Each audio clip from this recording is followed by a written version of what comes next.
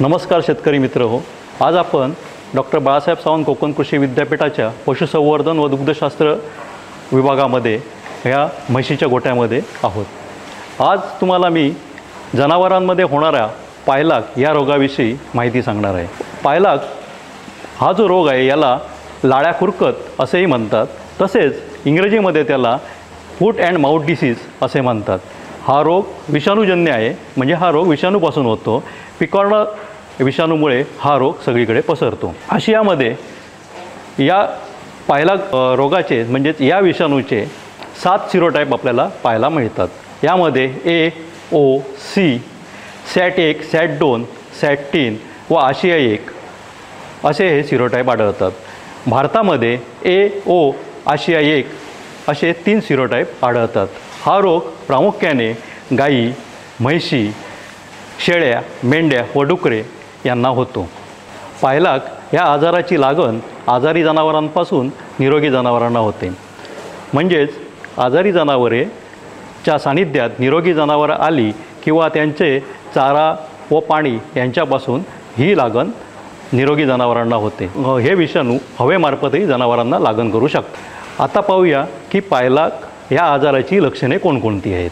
यामध्ये जनावरांना भरपूर ताप येतो, म्हणजेच जनावराच्या अंगाचे तापमान हे 104 डिग्री फॅरनहाईट ते 106 डिग्री फॅरनहाईटपर्यंत जाते. कधीकधी त्यापेक्षाही जास्त तापमान वाढते.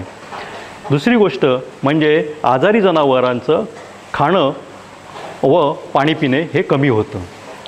आणि महत्त्वाचं म्हणजे आजारी जनावरांच्या जिभेवर, तोंडातील आतील नरम भागावर फोड येतात. हे फोड फुटतात व त्याचे व्रण तयार होतात. हे इतकं वेदनादायी असतं की जनावराच्या तोंडातून सतत लाळ गळत राहते. त्याचप्रमाणे जे जनावरांच्या खुऱ्या असतात त्याच्यामधील जो नरम भाग असतो त्यामध्येही फोड येतात, तिथे फुटतात व जखमा होतात. दुभती जनावरे दूध देणे फारच कमी करतात. पायलाग या आजाराचे परिणाम जनावरांवर काय होतात? पायलाग ह्या रोगाची लागण झपाट्याने होते, परंतु मोठ्या जनावरांमध्ये मरतुकीचे प्रमाण हे कमी असते. पायलाग या रोगांमुळे जनावरातील उत्पादन क्षमताही फार कमी होते व त्यांची प्रतिकारशक्तीही कमी होते. त्यामुळे दुभत्या जनावरांमध्ये दूध देण्याचे प्रमाण हे फार कमी होतं. गाभण जनावरांमध्ये काही प्रमाणात गर्भपात होण्याची शक्यता जास्त असते. तसेच काही जनावरे ही पायांमुळे लंगडू देखील शकतात आणि जनावरांमध्ये वंध्यत्व येण्याचे प्रमाण वाढते. शेळ्या व मेंढ्या यांच्यामध्ये मांस उत्पादन व लोकरीचं उत्पादनही कमी होते. तसेच आजारातून बरी झालेली जनावरे पूर्ण कार्यक्षम होण्यासाठी बराच कालावधी लागतो व त्यामुळे ह्या रोगाबद्दल माहिती करून घेणे अतिशय महत्त्वकारक आहे. आता आपण वळूया या रोगाच्या औषधोपचाराकडे. हा रोग विषाणूजन्य असल्यामुळे यावर औषधोपचार नाहीत, परंतु जनावरांच्या लक्षणांवरून आपल्याला औषधोपचार करता येतो. अशी लक्षणे आढळल्यास जवळच्या पशुवैद्यकाकडून औषधोपचार करून घेणे अतिशय गरजेचे असते. कारण या रोगामध्ये जनावरांची प्रतिकारशक्ती ही कमी होते व त्यामुळे दुय्यम आजाराला बळी पडण्याचे प्रमाण वाढते. म्हणून पशुवैद्यकीय अधिकाऱ्याकडून रोगप्रतिकारक शक्ती जनावरांची वाढण्यासाठी व दुय्यम आजार होऊ नयेत म्हणून प्रतिजैविके टोचून घ्यावीत व त्यांच्या सल्ल्यानुसार औषधोपचार करावा. या रोगामध्ये आपण घरच्या घरीही काही लक्षणांवर व जनावरांवर उपचार करू शकतो. यामध्ये जनावरांच्या तोंडात आलेले जखमा यामध्ये 1% पोटॅशियम परमंगनेटचे पाणी घेऊन जनावरांच्या तोंडातील जखमा स्वच्छ धुवून घ्याव्यात व हळद आणि खोबरेल तेल याचं मिश्रण जनावराच्या तोंडावरती म्हणजे त्या जखमांवरती लावावे.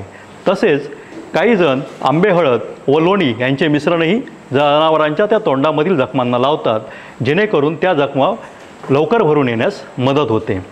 या कालावधीमध्ये जनावरांना मऊ व लुसलुशीत चारा देणे अति आवश्यक असते. पायावरच्या जखमा ह्या बऱ्या करण्यासाठी पोटॅशियम परमंगनेटच्या द्रावणाने त्या सुरुवातीला स्वच्छ करून घ्याव्यात व त्यावर औषधी मलम लावावे, जेणेकरून जखमा लवकर भरून निघण्यास मदत होते. पायलाग ह्या आजारावर प्रतिबंधात्मक उपाय कोणते करावेत?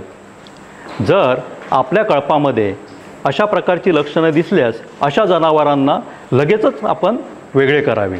जनावराला वेगळे केल्यानंतर त्याला लागणारी चार तसेच पाणी हे पण वेगळ्या मजुरामार्फत त्याला द्यावे व त्याचवेळी तो मजूर आपल्या निरोगी जनावरांच्या कळपात येणार नाही याची दक्षता घ्यावी।